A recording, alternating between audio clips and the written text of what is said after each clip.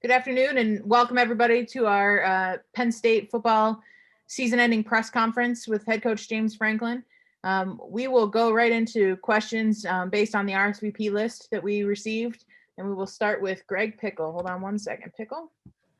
Greg? Hey, Coach, how you doing? Good, Greg. How are you? I'm doing well, thanks. Hope you're having a good start to the new year. Hey, what went into the decision to hire Mike Yurcich and move on from Kirk Ciarrocca, and how quickly did all that play out for you and the staff? Yeah, so I think as you saw the process, the way it played out, it obviously happened. It happened pretty fast. Yurcich is the guy that I've been in contact with and communicating with for a long time. And I think at the end of the day, it was a very tough decision, obviously, but philosophically, I felt like it was the right thing for us to do to get where we want to go and play, a style on offense that I think is going to be important for us to play in a lot of different ways. Whether it's our team and what we're going to have to do to be successful on the field in terms of explosive plays, turnovers, and then obviously, scoring points. Those things are the three most important things you're going to do on offense. How that impacts our locker room, how that impacts recruiting, all of it. So combination of all those things, but a very tough decision, but something that I felt like was the right thing for us to do moving forward long term. We'll go with Parthu Paje from the Center Daily Times, and then Nubias, you're on deck. And just a reminder, folks, that we're going off the RSVP list. We are not using the raise hand function for this press conference. Hey, Coach, hope you're doing well. Thanks for your time. You too, Parth. Do you feel like to a certain degree, maybe a lack of continuity with the coaching staff, bringing in a fourth offensive coordinator in 5 years, does that ever kind of hinder the development of some of your veteran players, Sean Clifford included? Well, I think obviously in a perfect world, you'd love to have continuity, but I could also, state and show a number of examples of where that's not happening. You look in college football, that's just kind of the nature of the beast now. And don't get me wrong, we want as much continuity as we possibly can have. But there's going to be turnover in college football. I think for us, one of the things that's a little bit different is two of our situations have been for what I would deem as positive movement guys that have gotten head coaching jobs. So there's going to be a part of that, but yeah, I think your point is a good one. You'd like to have as much continuity as you possibly can have. But I don't know if that is realistic in today's college football. Nubias Wilborn, and then we'll go to Neil Rudell. Coach, what did you like about Kirk's offense and what didn't you like about Kirk's offense ultimately led to the decision? Yeah, I'm not going to get into the specifics about that. I'm going to talk about obviously, where we're headed and focus on the future. But I got a tremendous amount of respect for Kirk. I truly do. Obviously, a tough decision and a tough part of the business. It was a tough conversation to have. Kirk handled it extremely well, like he does everything. He's a total class act. And I wish him nothing but the best.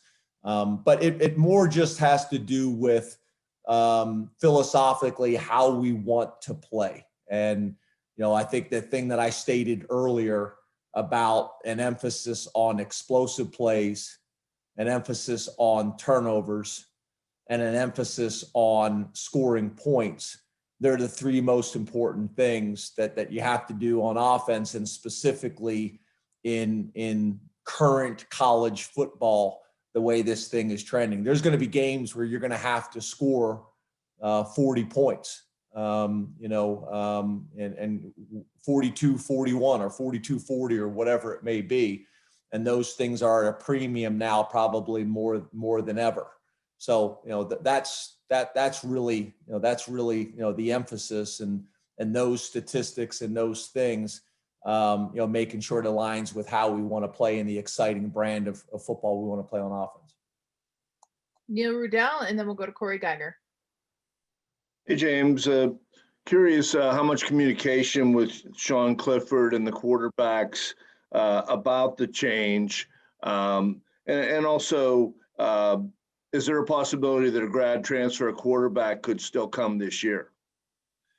So a couple things. I guess to your second question, we're gonna be as aggressive as we have to be at every position to help our football program. And if there's something that makes sense and clearly makes us better, then we're going to look at it. And that's a responsibility that we have to have for our entire organization and for every position. It is obviously very different. College football is very different now with what's going on. It started with the grad transfers and now where the transfer portal has gone. So that is different. But we're going to make sure that we do our homework at every position and make sure it clearly is the right decision for our program moving forward. We've had a number of people reach out to us at every position. And we're going to do our homework to make sure it makes sense for us. When you talk about communication ahead of time, I always want our players, whenever possible, to hear, any news from us first before it's on social media or it's being reported. That is harder than it's ever been to do. So the team and the quarterbacks, they were able to find out before it was released publicly, but there was no other conversations with the quarterbacks or the team before that. I did get a number of messages from people that, there wasn't any rumors, there wasn't any speculation about this before it happened. Again, which is hard to do, in our current environment. So no, they found out the same time the rest of the team did, but they did find out before it was announced publicly and before the media knew. Corey Geiger, and then we'll go to Ben Jones. Hi, James. I'd like to ask you about your family and what this time has been like for you, getting to see your wife and daughters. How's your family doing? How's your daughter doing as well, having to go through a lot of these things? Yeah, so it was obviously, really good time. I had to take 2 tests, a PCR and an antigen test the day after, our season ended. And then I had to quarantine for 5 days and then took two tests as well, antigen and PCR, and felt like, based on our daughter's doctor, that was the best way to make sure that I was going there and was safe. So by doing that, I was able to get to see them on Christmas Eve. They didn't know I was coming, so it was a pretty cool surprise to show up and be with my family. So that was great. We spent the last couple weeks with each other 24 hours a day because my family has not left the property essentially in 8 months. We had the groceries delivered and all those types of things. So it was really good for my daughters. It was also good for my wife, and it allowed her to have a break for a couple hours a day. The next step is, not a whole lot has changed, when it comes to COVID right now, and not a whole lot, has changed in our country and specifically in central Pennsylvania. So our next hurdle is, when are they going to be able to come here? Because I don't see that happening anytime soon. The other issue is, depending on where we get with the vaccine, from all the reports and all the studies and all the people we have talked to, children have not been cleared for the vaccine yet. So, that's part of it. And then the other thing you don't know is, even if you do get vaccinated, there's not a whole lot of information out there yet, is, can you still be a carrier? So right now, there's not a whole lot new in terms of, making sure that my family, and specifically my daughter, is protected from this.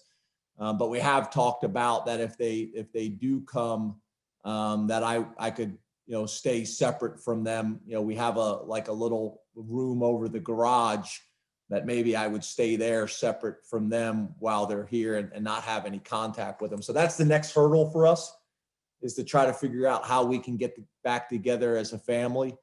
But they're doing good. They're doing school online, and that's been good. And as much as a family, can be good when they're, they haven't played with anybody. They haven't, been able to do any of those things for a long time. So I think they're driving each other crazy. My two daughters, they love each other, but only so much.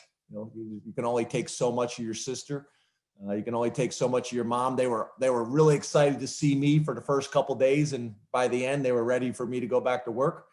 But I appreciate you asking, and they're good. But the next step is how can we figure out how to get back together as a family? Ben Jones and then Mark Brennan. Hey, James, how's it going? Good, Ben. How are you? No complaints. There was during the season sort of an unsubstantiated theory that when the year was over, you might take time off because you hadn't seen your family in a long time. You seemed tired and sort of just beat. Did you ever consider that? And from the other perspective, when it comes to the off season that's ahead, not knowing the timeline for a vaccination obviously sort of changes logistically what you guys might do as a program. How do you kind of plan for both contingencies? Yeah. So, right now we're kind of back at it. We did, based on the decision that the team made at the end of the season, we were able to get some time. We normally would get spring break, but with the academic model that we're using this year, I don't think that will happen. I did have a conversation with my wife. If we do end up taking some time, I have to make a decision because maybe the rest of the staff and people can get away for a weekend or for a week if we decide to do that, and I really can't. So if we go in that direction, do I work from home the week before we're going to take some time off to allow me to get through a quarantine so that I could actually go see my family, or they could come see me here or something like that. So we've talked about some different models and some different things like that. Right now, we kind of had that time, so we're kind of pushing forward and moving ahead. But yeah, as we all know, and that this was across college football, not just college football in our country. It was a challenging year from a lot of different perspectives. But I do think the time was good that I was able to get with my family. But right now, Ben, the way we kind of have this thing set, we typically have a 9-month calendar kind of out forward that we give our staff and then we, give our players as much as we possibly can, and our players' parents, so people can make plans. But, there's still, right now we're planning to have spring football, but we haven't really been told that's a go yet. And we have that on the calendar, and everything else, how is recruiting going to impact that? We don't really know kind of where recruiting is going to go and when some decisions are going to be made by the NCAA and when some decisions are going to be made by the Big Ten. So it's harder to plan out when there's still questions out there. So that's the challenge, Ben, but we're as planned out as we possibly can be. And I think that we're going to have to do a good job of is being flexible. And I think that's something that we did a better job, probably the second half of the season that we did early is how do you balance, what you have to do from a health and welfare standpoint based on what the doctors are recommending. What do you have to do from a state of Pennsylvania, from a Penn State, from a Big Ten, from an NCAA perspective? And then how do you find that happy medium, which allows you to still coach football, practice football, and do it at a high level. And I think as the season went on, we got better at that, and we're going to have to continue to be flexible, based on, information as it comes. Mark Brennan and then Dennis Dodd. James, thanks for your time today. You too, Mark. Hey, can you address Jahan Dotson's decision to come back and, what that means to your receiving core, and how much are you expecting some other guys other than maybe Parker and Keandre a little bit to step up, because it seemed like there wasn't a lot of balance from that group last year? Yeah, I think that's a good point, and I think that's also part of when I talk about philosophically. I want to get more guys involved. I want to get more guys touches. I want to get more guys hands on the ball. I think it makes you more difficult to defend when the ball can go to a number of different people and get a bunch of people different people involved in your program. So yeah, having Jahan back helps. I think, I feel like I got a really good relationship with Jahan and his mom and dad, and we had some very direct, honest, transparent conversations with just the three of us that they wanted to have, and I thought that went well. I thought that went well. At the end of the day, I'm going to support whatever decisions these guys make. I want to make sure that they're making educated decisions and have as much of the information to be able to do that. But having Jahan back, I think is really important for us and gives us a really good building block. And there's a number of other guys. Obviously, Parker did some good things as the season went on. Keandre, but we got a bunch of other guys. Cam Sullivan-Brown, who had some injuries this year as well that limited. There's a number of guys that we're going to need to step up, and we need to have a two deep, at the receiver positions that we feel good about, and try to get as many of those guys involved as we possibly can.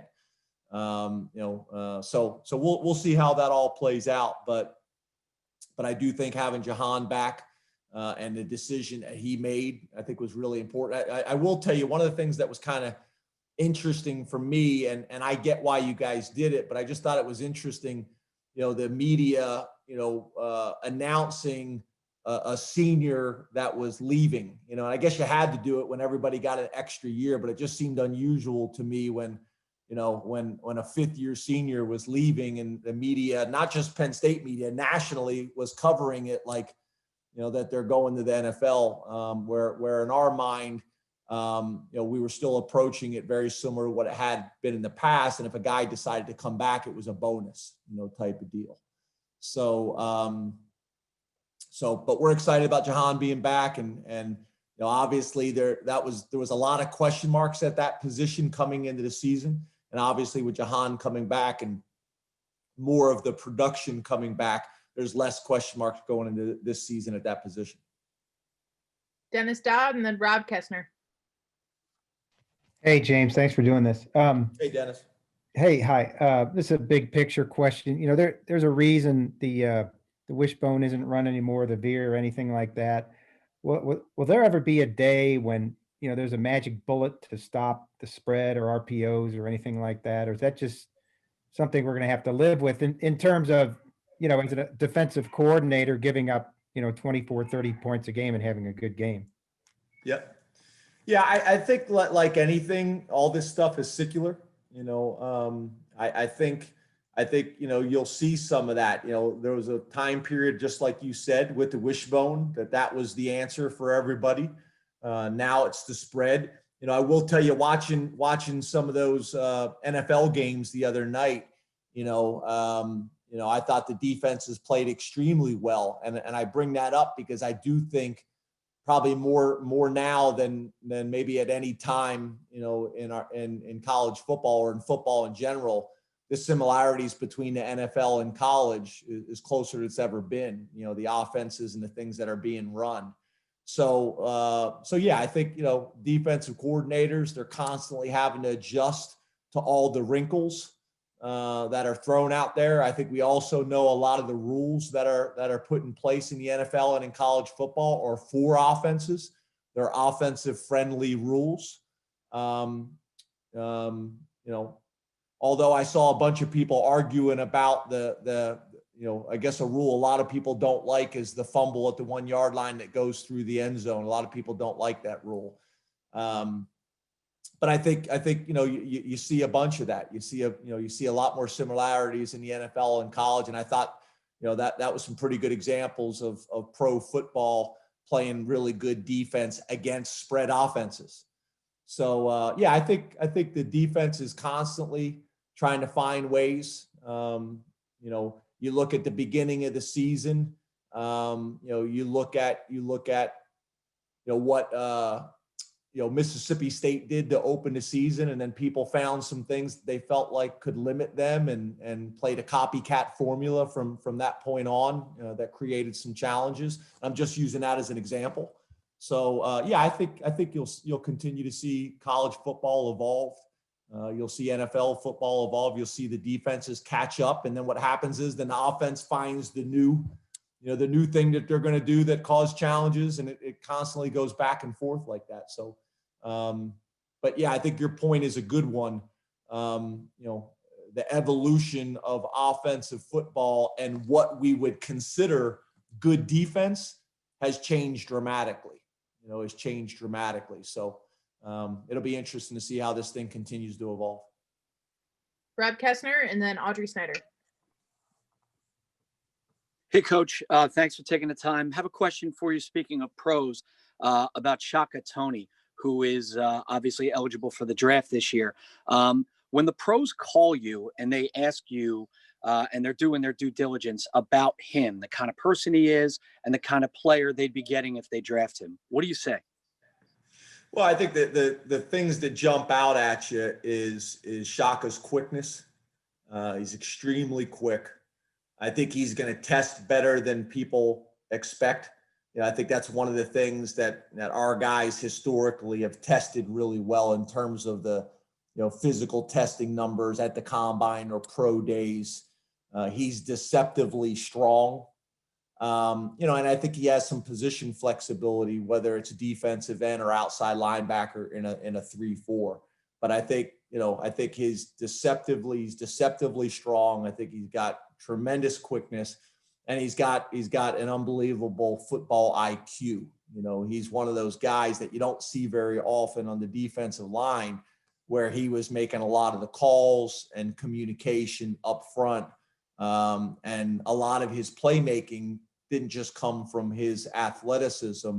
It came from his football intelligence as well. So, I think he's got a bright future. Audrey Snyder, and then we'll go to Mike Gross. Hey, James, good afternoon. To Audrey. I want to go back to the offense and Yurcich. Last year, it was so much about getting the verbiage on the same page that you wanted the blend to try to make it easier. Just to be clear, will there be any blended elements with it this time around? And you mentioned philosophically what excites you about it. How much is tempo part of that? Maybe your level of excitement with it. Yeah, I guess what I would say to you is, a few years ago, we were running the spread, we were mixing in tempo, we were doing a bunch of those things and had a lot of success. And then obviously with the decision that we made in the last hiring, cycle, that was a little bit different than his background. So that's where we felt like the blend had to happen so that we could balance those two things and making sure that we were still, running a similar offense that we had run in the past. So this hopefully is going to get us a little bit closer back to that, to who we want to be and what our philosophy is on offense. It aligns more with where we're at. But yeah, tempo will be a part of that as well. Mike Gross, then Joe Giuliano. You're muted, Mike. Yeah, Mike, you need to take the unmute. There you go. Yeah, sorry. Hey, Mike. How you doing? Good, Mike. How are you? Good. When you look at the overall churn of your roster since the season ended, guys that have transferred out, guys that are transferred in, guys that could have turned pro and decided not to, et cetera. Are you happy with it? Are you surprised with it? We're almost in free agency with this. Are you comfortable with the way this is playing for you? Yeah, I don't know if I would use the word comfortable. College football is changed dramatically over the last 5 years. And the reality is, whether you like it, whether you agree with it, whether it's what you're used to or not, you have to embrace it. You have to embrace it and you have to move forward. You have to understand what the current model is. And you got to study it in detail and you got to evolve. And that's kind of where we're at. This is college football. It's not going to go back to the way it was. It's not. So this is college football. This is how it's going to look. And from what I see and from what I understand from an NCAA perspective, from a Big Ten perspective, from a legal perspective and from a lawsuit perspective, this is how it's going to be. And what we're trying to do is embrace it, trying to understand it the best we can, trying to educate our student athletes, and then also do the same thing, with the student athletes that are in the transfer portal. So I wouldn't necessarily say anybody is comfortable with it, but it is where we're at. And you need to embrace it and you need to move forward. And that's what we have done. In terms of Mike, kind of where we're at, I'm very pleased with how our players have handled it. I'm very pleased with how my staff has handled it. A lot of conversations that have happened with players and their parents in our program, players leaving our program, whether it's going to the NFL or deciding to go into the transfer portal. And then the same thing with players that we were looking to bring in. And again, this is us embracing the new model of college football and finding a way to make the best of it and do what's right for Penn State. The only other thing I would tell you that probably I am a little uncomfortable with is the college football that I got involved with. Every decision that was made from an NCAA level and from the universities that I worked with, every decision started and ended. Well, maybe not ended, but started with these were educational decisions, and I just see less of that right now. And that's concerning. Every time a guy transfers, his likelihood of graduating goes down. You lose credits, through the transfer process. And I worry about that. I worry about that. You don't even see that being discussed anymore.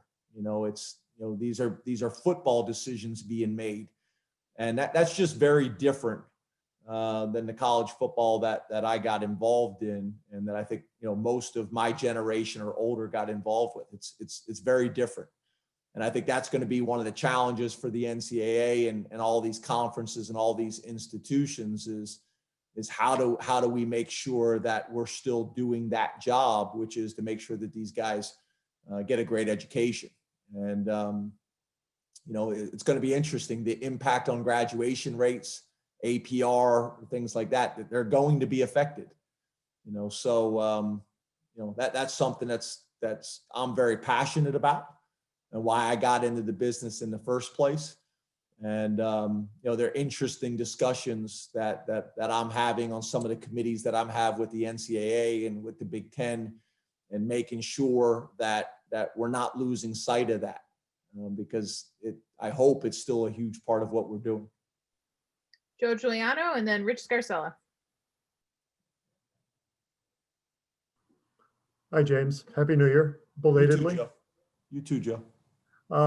You had mentioned that you wanted to be as aggressive as you could in the transfer portal, finding players at every position. But I wonder if the top priority would be defensive line and all the losses that you've suffered there. What is your take on available guys in the transfer portal? Are there enough to carry you on into next year? Yeah, I think the position that we're still open, whether it's high school or whether it's a transfer, would be at defensive end. That's probably the area, that and defensive back are still priority areas for us to finish this recruiting cycle up, if that's what you call it. I don't really know how to describe it, because it's not just the signing day, it's more than that. So that's probably the area, that we're focused on as much as anything. But, again, I think we've done a pretty good job of handling it so far, but there's still some options out there, and there will continue to be options, out there. So, that's probably our focus moving forward. And I think you guys have followed it closely enough. I think you guys know some of the transfers that we've already gotten. We got 2 at that position, 1 at defensive end and 1 at defensive tackle that we feel good about. But I think here's the other thing that I would say is it's not just about the people that you're bringing in.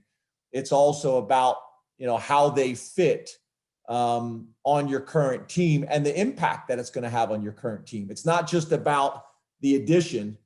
It's about, the addition and how that person complements what you already have, or the impact of the decision of bringing them in, the impact of what that has as well. You got to look at all of it.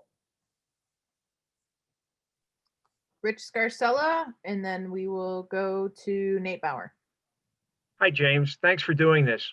Hey, Rich. You too. James, last year, or excuse me, let me rephrase that. Going forward, will the offense that you run next year, will it be a hybrid, a combination of what Mike brings to the table and what you have now? And secondly, what excited you about him since you've had your eye on him for a while? What do you like about his coaching style? Yeah, so I guess to answer your first question, it's going to be back to who we were, the previous 3 or 4 years. It's going to be spread. It's going to be tempo. It's going to be an emphasis on explosive plays. And obviously we're still working through all those types of things. But philosophically, me and Mike have been talking for a long time, and we're on the same page, in what we want to do and how we want to do it. And Mike has lived in that world. I think the things that excite me is kind of the stats that I threw out. It's, you better be able to protect the football, and then you better be able to create explosive plays. And those are 2 areas that we were not, as successful at this past season. You got to protect the football and you got to create explosive plays. But obviously his yards per play, his scoring, there hasn't been too many offensive coordinators that have been able to average 40 points, in the 5 previous years that he's been an offensive coordinator.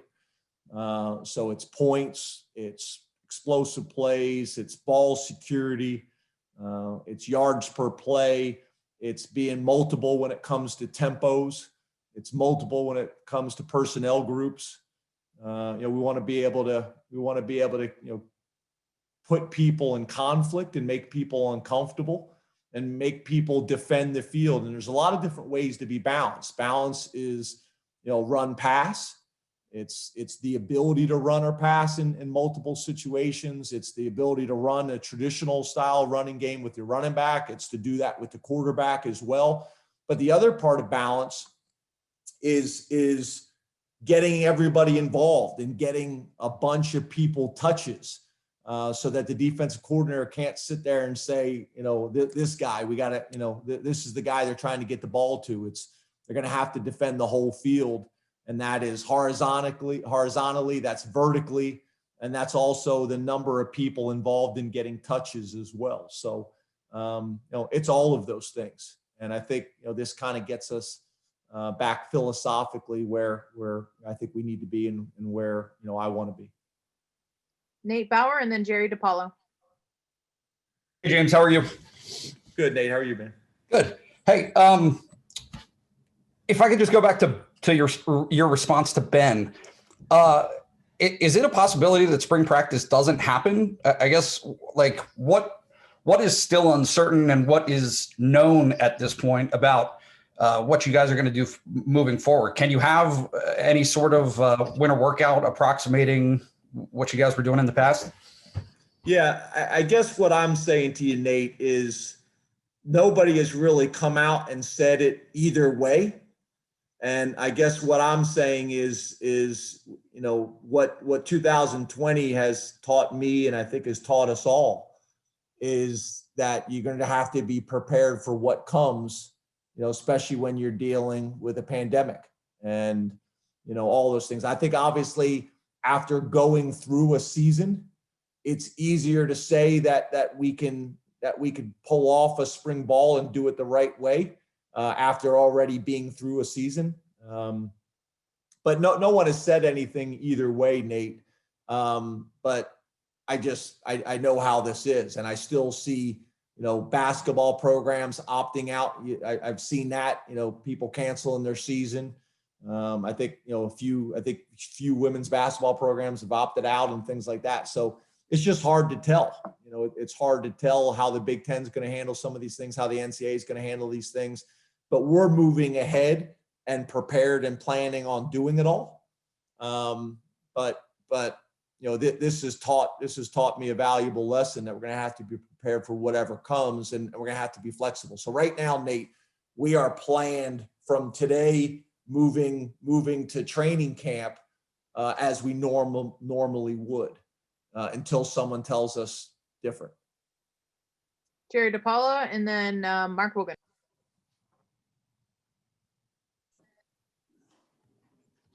Hi, James. Thanks for your time today. I was wondering how you specifically assessed your quarterback's play after the season. Yeah, I think when you look at the metrics in terms of touchdown to interception ratio, when you talk about completion percentage, when you talk about third down, when you talk about wins and losses, the most important one, you talk about all those things. I wouldn't say that we took a step in the right direction. I wouldn't say that we had built on the year before. And that's why there was, change. We had different starters. We had different rotations. We had a lot of different things. And there's a number of reasons for that, obviously. But yeah, I think that's another big part of this is getting back to that position, playing at a high level and even taking the next step of playing really, really high level football. And I think we all know, whether it's NFL, college, or high school, that position is critical to your overall team's success. And that position is critical to your offense's success specifically. And, I think we feel good about the guys that we have. I think Sean obviously has done some good things since he's been here. I think he won 11 games the year before, or was a part of us winning 11 games the year before. I think Will Levis has shown us that he has the ability to be a high level player as well, and has a very, very bright future. And then, obviously it's going to be really important for us to get a chance to get a better understanding of where Taquan is at in his development. And then obviously with Christian Veilleux joining us as well, kind of seeing where he's at. So, being able to develop that third quarterback and finding out where the fourth quarterback is as well is going to be important. But we got to take the next step there. And I'm not telling you guys anything that I haven't already spoken with, with Sean. Me and Sean have had a number of conversations. Me and Will Levis have had a number of conversations, as well as their families. So I think we all understand that. Mark Rogenrich, and then Nick Vero. Hey, James, how are you? Good, Mark. How are you, man? Good, thanks. Appreciate it. Would you have been comfortable going to a bowl game ultimately? And what were the positive and negative impacts of not going? I'm sorry, Mark, repeat your first part of your question. I want to make sure I got that. Yeah, would you have been comfortable going to a bowl game? And then what were the positive and negative impacts on the team by not? Yeah, so it's hard to say about, being comfortable, because I wouldn't say anything about this past season was comfortable. It's hard to put it into that category. I think the challenges is a lot of the challenges that you saw with other people. So you decide to go to a bowl game. Do you send your guys home for a couple days for Christmas or not? We saw some programs do that, and then they came back and the bowl game got canceled because they came back and had a spike with COVID cases. Or you keep your team up over the holidays. The opponent you're playing doesn't, and you make all those sacrifices, and then you get to the game and the game gets canceled, and you kept everybody up for that. That's a challenge. We were already paper thin, at some positions. Now, if you have a couple players that decide to opt out and go to the NFL, which is something that we've all been dealing with, in college football, not just this year, not just because of COVID. That's been something that's been happening anyway. That was going to create some challenges as well. So I wouldn't necessarily say comfortable is the term I would use, because nothing about this year was comfortable. But if we decided to play and the team decided that and everybody was on the same page, then yeah, we would have found a way to make it work. And there was some real benefits to doing that. There was some real positives about doing that, about getting another win, which would have been important for us. To keep our bowl streak alive, would have been an important thing. Although I do feel like this year, in a lot of ways, is going to have an asterisk for a lot of people when it comes to statistics and things like that are going on. So yeah, there was arguments both way, Mark, but we just had very little wiggle room left. We just didn't have a whole lot of flexibility left to solve some of those problems that may have come up.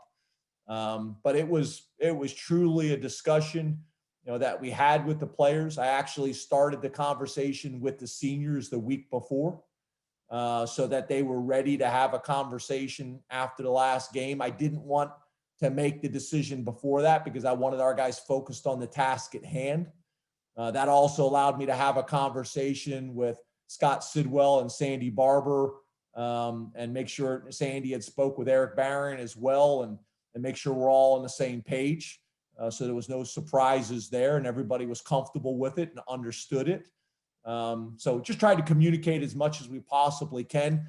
Same thing with our parents. Parents had a lot of questions about it as well and what it was going to look like. So, again, Mark, there wasn't anything that was comfortable about 2020. It was very different. But if we decided to play, could we have found a way to make it work? Yes, but there would have been even more challenges than we were already dealing with based on some of the scenarios that I just described. Got time for two more. We'll go Nick Fierro and then Donnie Collins. You'll have the last question. Hi, Coach. I want to ask you a little bit about recruiting. I know you had mentioned before the season in one of your conferences that you were, kind of frustrated about, not being able to get the kids on campus during the pandemic. And so, this has been an adjustment process too in that regard. What's that been like for you? And do you see an end in sight to that? I mean, it's tough to get kids up to Penn State. Yeah, I think that's the important point, Nick, is it's different because of the type of school we are and where we're located. You have to have a very specific plan that you're coming to Penn State for that reason. It's not like a place that you pass on the way to somewhere and you stop in and get a feel for it. I also think, obviously game days are significant here. When you look at, our team and how many of the players that we have recruited, high-end, high-level players that we have recruited over the last couple of years that were at, some of our whiteout games and those types of things, or the spring game, having 75,000 people at a spring game and then being able to experience that and see that, this town, when all the students are here and you're walking around and there's a buzz in the town, all those things have an impact. But, I will say this, it also kind of was magnified with a season that we already weren't taking a big class. That had an impact on it as well because you don't offer as many guys. But I do think, if you look at what we've done so far in the 2022 class, the same problems have existed in that class. And I think we've adjusted and done what we've had to do to be able to take our circumstances and find a way to overcome them. So I do feel good about that. And this class isn't over yet. We still got another signing day coming up and we've got a little wiggle room left. And whether that is high school kids or whether that is transfers, we'll see how that all plays out. But, again, it is a frustration, but at the end of the day, we got to find a way to get it done. And those frustrations, they are what they are. At the end of the day, we got to find a way to get it done on the football field and in recruiting and in academics and everything else. Last question will go to Donnie Collins. Hey, James, thanks for doing this. Hey, Donnie, too. You kind of mentioned Donnie, earlier. what hat is that, Donnie? It's UC Santa Barbara. Okay. Baseball hat. I don't know. I couldn't figure it out. I didn't know what it was. Where we went on vacation last year before everything got shut down. Nice. But you mentioned earlier, kind of, when you're talking about the spread offense, about these changing concepts of what good defense is in relation to the increasing offensive numbers. And I'm wondering what are some of the tenets of what you think a good defense brings to the table in this day and age, and how close are you guys to getting there, or have you gotten there? Well, I think we've done a pretty good job of that over our time. Really my time all the way back to Vanderbilt. I think we've done a pretty good job of that. I wouldn't say last year fell into that category on offense, defense, or special teams. I think at the end of the day, you have to, very similar to what we talk about on offense. We have to limit explosive plays, probably more so now than ever. You have to limit the big plays. One of the ways you do that is by tackling well. We did not tackle as well last year as we have. That has shown up in previous years, but as the season has gone on, we've gotten better. But tackling is going to be a big part of that. An area that we have to improve, that I would not say has been a strength of ours, is creating turnovers. Creating more turnovers is a huge momentum swing. It's big for your offense. It's big for your defense. It limits their time on the field. And then you have an opportunity to score on defense. So it's tackling, it's limiting explosive plays, it's creating turnovers. And then I think it also, again, in today's college football, which is something that we've been, typically pretty good about, is making people kick field goals when they do get in the red zone and not score touchdowns. Again, over the big picture, we've been able to do a pretty good job of that. I think the other thing is being able to get pressure on the quarterback, being able to make the decision maker uncomfortable in the pocket. And that's being able to do that with a traditional 4-down rush, or whether that's bringing pressure. We've gotten as many sacks as anybody over the last 5 years. We did not have that type of production this year.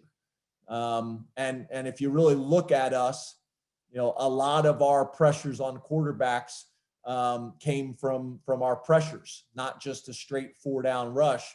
And whether that was defensive line sacks, or whether that was linebacker pressures and sacks, or defensive back pressures and sacks, we got to get back to that. We got to get back to making the quarterback uncomfortable in the pocket. Part of that is also how the games went. If you're up by 3 touchdowns or 2 touchdowns, and your opponent feels like they got to throw the ball more to get back in the game and push the ball down the field, it creates more opportunities as well. So it's a combination of all those things, Donnie. And for the most part, we've done a really good job of those things in the past, but we got to get back to them. And I think as I thought we started out, we defended Indiana in game 1 better than we had probably defended Indiana in the previous years, except the end of the game when it mattered most. And then I think as the year went on, we started to get back to doing that again, playing good defense. So, this is going to be a critical offseason for us in all 3 phases. But those things are going to be emphasized, Donnie, like they always are, and will again this spring. Thank you very much for your time, Coach, today. And thanks everybody for joining us. Stay safe. Thanks, guys. Have a great day. Appreciate everybody.